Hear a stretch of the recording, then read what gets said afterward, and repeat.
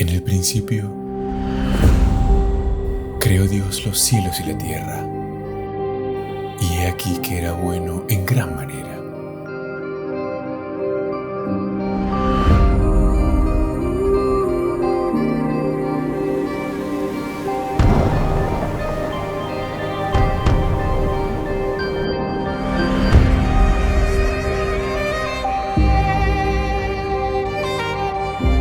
Abraham, vete de tu tierra y de tu parentela, a la tierra que te mostraré.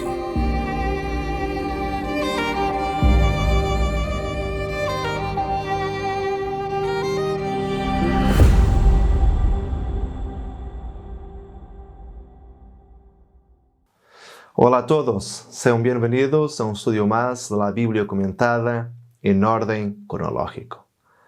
Hoy estaremos considerando un tema recurrente que se encuentra bastante en las redes sociales, que es ¿quién fue la primera esposa de Adán? ¿Habrá sido Lilith o habrá sido Eva, tal como se encuentra en nuestras Biblias? Bueno, para beneficio de quien no está familiarizado con ese tema, o para quien nunca escuchó hablar de Lilith, bueno, nosotros vamos a resumir la historia de esta mujer y por qué ella se tornó tan popular en algunos medios hoy en día. Muy bien, todos los lectores de la Biblia conocen la versión del Génesis, con la cual Dios creó en 6 días el cielo, la tierra y todo lo que en ellos hay, los animales, las plantas, la naturaleza y finalmente entonces el ser humano. Y dice el relato que Dios creó al hombre del polvo de la tierra y que sopló en sus narinas entonces el soplo de vida y él pasó a ser un alma viviente, dotado de sabiduría, santidad y comunión con el Creador. Y después de esto, entonces Dios creó a Eva, compañera de Adán, a partir de su propia costilla, y ambos vivieron felices en el jardín del Edén hasta que el pecado entró en el mundo. Sin embargo, una nueva versión ha dominado varios sectores del cristianismo y del judaísmo también. Los defensores de esta nueva versión dicen que por una intervención del judaísmo patriarcal y también de la Iglesia Católica, una parte de la historia quedó sin ser contada. Según esta teoría, Adán tuvo no solamente una mujer, Eva, pero sí 2 mujeres. Una sería Eva y la otra sería Lilith. Y la base para ese argumento lo encontramos en un escrito medieval, que es conocido como el alfabeto de Ben Sira, un documento hebreo producido entre los siglos 8 y 10 después de Cristo.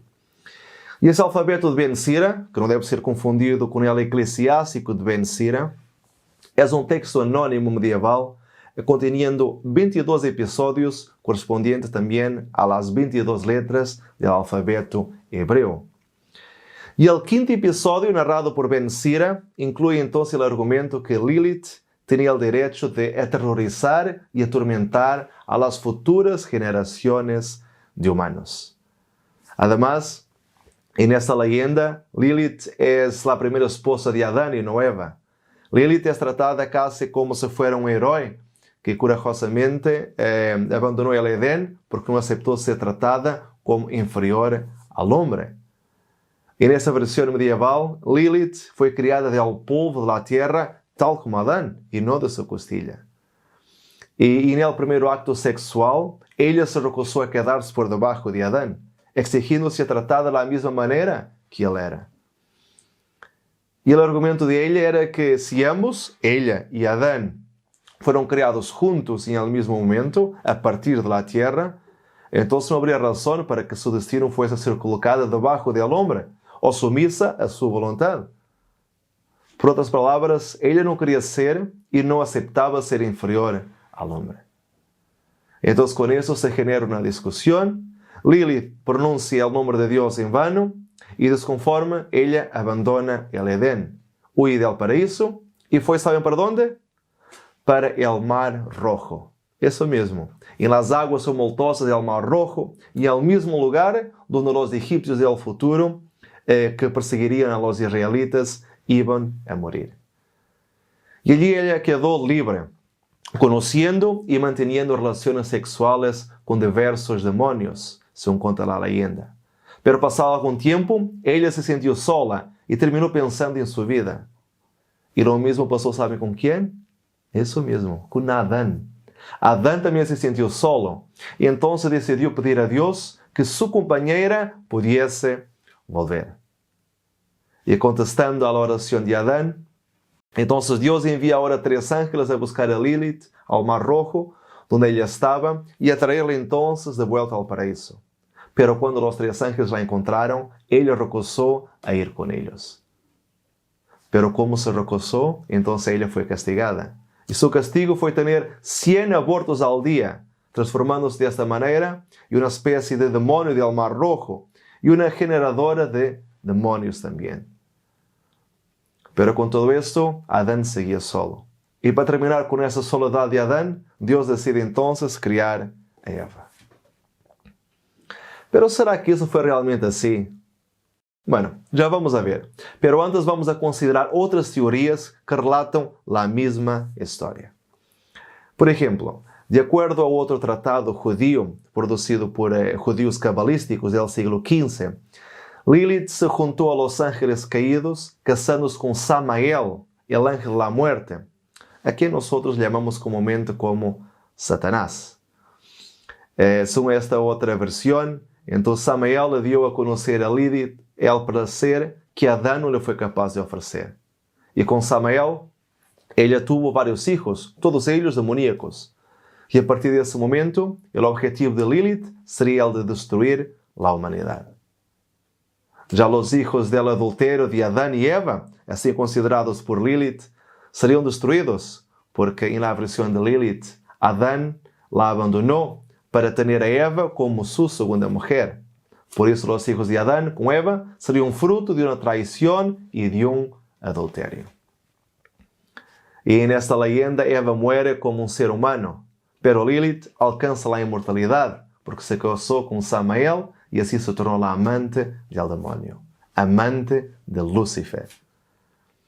Y tenemos aún otra versión medieval. En ella Lilith queda celosa porque Dios había criado a Eva y se transforma en serpiente, haciendo con que Eva comiera del fruto prohibido. Ella sería, por lo tanto, la serpiente del Edén, esposa de Samael, que, como dijimos en el inicio, era otro nombre que Satanás, o otro nombre para Satanás en la cábala judía. Y el famoso artista Michelangelo certamente conocía esa versión, y fue seguramente con base en ella que pintó la caída de Adán y Eva, conteniendo en el centro una mujer con un cuerpo de serpiente. Esta mujer sería muy probablemente Lilith. Pero como sabemos, según la Biblia, esta serpiente es Satanás y no Lilith. En Apocalipsis 12:9 dice claramente: y fue lanzado fuera el gran dragón, la serpiente antigua, que se llama Diablo y Satanás. Ya para el público en general, la figura de Lilith pasó a ser conocida o comenzó a ser popularizada a partir de la mitad del siglo XX, gracias a la segunda ola del movimiento feminista, que se tornó uno de los símbolos representativos de la mujer en la postmodernidad. Solamente para que nosotros podamos tener eso un poco más claro, entender eso un poco mejor, podemos decir que el movimiento feminista es medido en 3 olas. Y algunos hablan incluso de una ola más reciente, que podría ser entonces considerada como una 4ª ola. Pero la primera ola entonces se ubicaría en el final del siglo XIX y también la primera mitad del siglo XX, cuando las mujeres del mundo entero lucharon por los derechos al empleo, lucharon por los derechos al voto y también una vida social fuera del papel de madre y también de esposa. Después vino la segunda ola, que se extendió desde mediados de 1900 hasta el año 2000 aproximadamente. Y esta generalmente es caracterizada como siendo la fase radical del feminismo. Fue en ella que se intensificó la lucha por los derechos reproductivos, la legalización del aborto y también por discusiones acerca de la sexualidad. Y finalmente, en el siglo XXI, tenemos la llamada tercera ola, o como dijimos, incluso una 4ª ola. En esta fase el discurso es marcado por la postmodernidad, y la mujer toma algunas de las reivindicaciones pasadas, pero ahora ella critica el argumento utilizado en ese entonces. Por ejemplo, si las mujeres en la segunda ola buscaban quemar sujetadores y abolir el taco como una forma de protesto contra el estereotipo femenino, bueno, ahora la tercera ola se quiere valer la sensualidad como una forma de autoridad y de poder de la mujer. Y en el mismo tono, pero más simplificado, esa tercera ola es un ejemplo de lo que sucedió con Lilith. Y es por eso que Lilith volvió con fuerza en el discurso feminista actual. Y así como las mujeres de esta última ola de la tercera son las leyendas y historias medievales, Lilith, ya desde el inicio en el Edén, reclamaba la igualdad de derechos y de sexos. Y en esta condición mítica, a quien algunos llaman de primera tentativa de igualdad de género, Lilith vino entonces a transformarse en el símbolo máximo de los movimientos feministas. Muy bien, pero vamos a la Biblia ahora. El nombre Lilith solo aparece una vez en la Biblia Sagrada. El texto masorético presenta Isaías 34:14 de la siguiente manera. Los gatos salvajes se juntarán con hienas y un sátiro llamará al otro. También allí reposará Lilith y en él encontrará descanso. Pero en la mayoría de las traducciones más recientes, el nombre Lilith como nombre propio es sustituido por demonio, animal nocturno o lechuza. Y es por eso que hay quien afirma que el nombre Lilith habrá sido retirado de la Biblia en el Concilio de Trento. Y eso por interés de la Iglesia Católica para reforzar entonces el patriarcado y el deber de sumisión de las mujeres.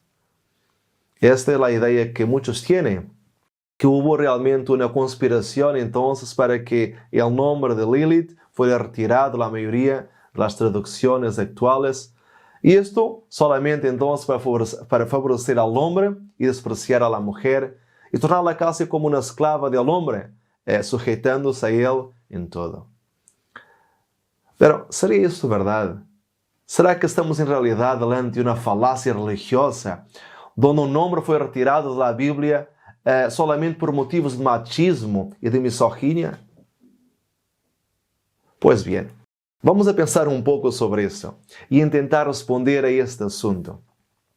Los que defienden la tesis de la censura eclesiástica por ocasión del Concilio Católico de Trento, censura esta que retiró entonces las escrituras, los textos originalmente relacionados a la primera mujer de Adán, según ellos afirman, se olvidan de algunos puntos muy importantes que me gustaría mencionar. En primer lugar, el concilio reunido por el Papa Pablo III y realizado de 1546 a 1563 era un movimiento marcado por la lucha contra la reforma protestante y nada tenía que ver con esconder textos para reforzar la sumisión de las mujeres. Y aunque sea cierto que en este concilio se habló de la obligatoriedad de cerrar los conventos femeninos, y especialmente los de Alemania, para que las monjas no tuviesen entonces ahora contacto con el mundo exterior, hay que entender que eso se debía especialmente a la situación del convento de Münster en Alemania. ¿Y eso por qué? Porque en este convento las monjas estaban abandonando el convento para entonces unirse al movimiento protestante. Pero ese era el motivo. Además tenemos hoy trechos del libro de Génesis, pero mucho más antiguos al Concilio de Trento. Algunos de ellos anteriores incluso al nacimiento de Cristo, cuando no había ni teólogos ni iglesia católica. Y déjenme decirles que ninguna de esas copias trae esta historia de Lilith junto a la narrativa del Génesis. Y con respecto al texto de Isaías, también podemos decir que muy probablemente el nombre Lilith no se trata en realidad de un nombre propio. Y esto en el original hebreo, porque varios especialistas del idioma hebreo sugieren que la palabra Lilith tanto se puede referir a un individuo como también a una clase de criaturas así horripilantes. Y allí la raíz Lil, de donde proviene entonces el nombre Lilith, significa muy probablemente nocturno o algo que pertenece a la noche. Además, en los manuscritos del Mar Muerto, entre los 19 fragmentos de Isaías que fueron encontrados ahí en las grutas de Qumran y que datan de antes de Cristo, nos podemos dar cuenta que el texto de Isaías 34:14 trae el nombre de Lilith en el plural y no en el singular, indicando que no se trataba de una persona, sino de un colectivo de seres vivos. Sendo assim, a ideia mais aceptável é a que Isaías estaria falando de Liliths em el plural e não de uma pessoa chamada de Lilith. E esta forma plural de referir-se às Liliths de Isaías também aparece em outros documentos antigos, como por exemplo em uma lista antiga de espíritos demoníacos, ou em el encantamento judío contra demônios, datada del sexto siglo después de Cristo, que é chamada de Canción de los Sábios. Por lo tanto, podemos concluir que Lilith não será um nome próprio, senão um tipo de demônio ou animal nocturno, conectado a los malos presagios.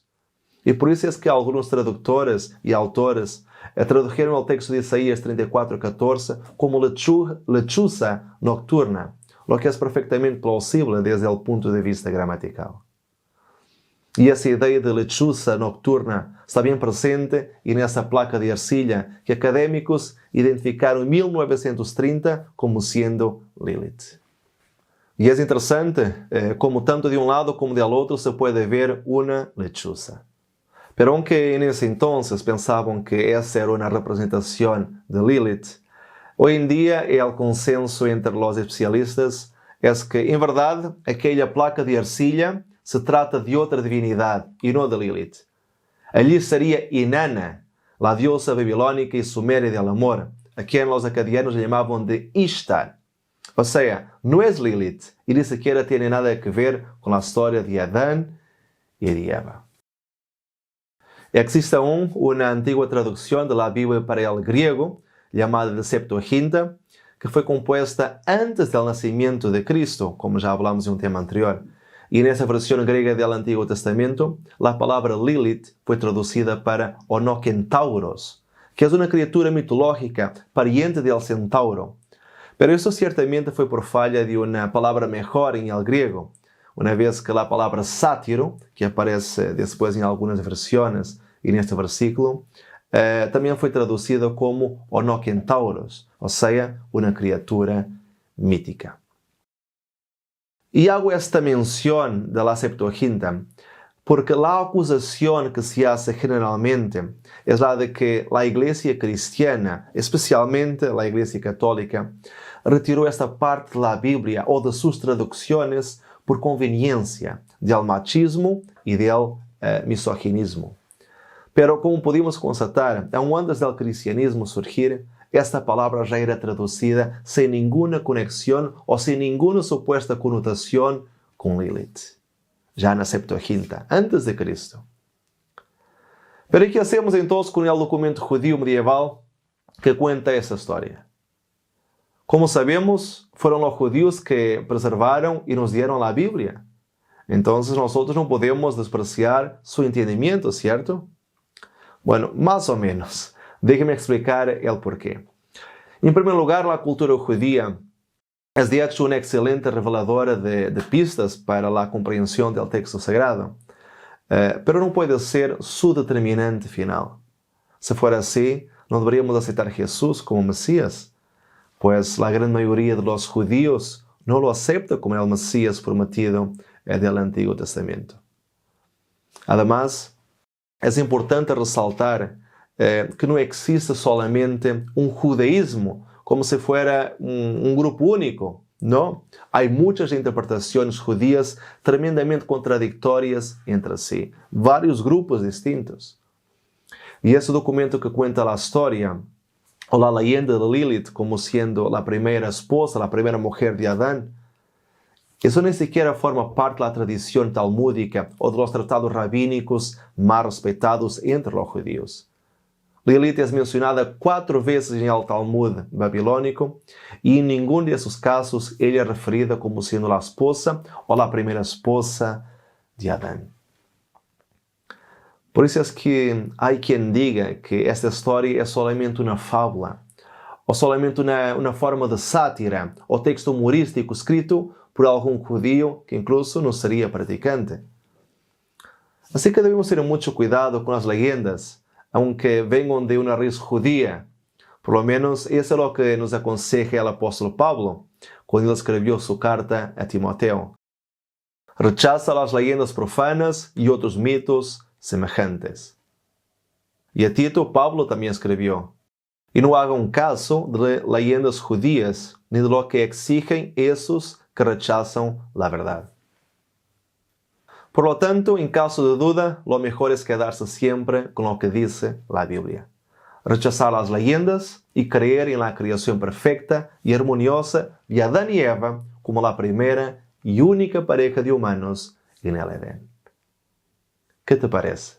¿Crees que el libro del Génesis relata la historia verdadera? ¿O será que hay que creer mejor en documentos medievales? Bueno, deja tu opinión en los comentarios y no te olvides de marcar presencia en el próximo estudio que vamos a tener. Que el Señor te bendiga y nos vemos pronto.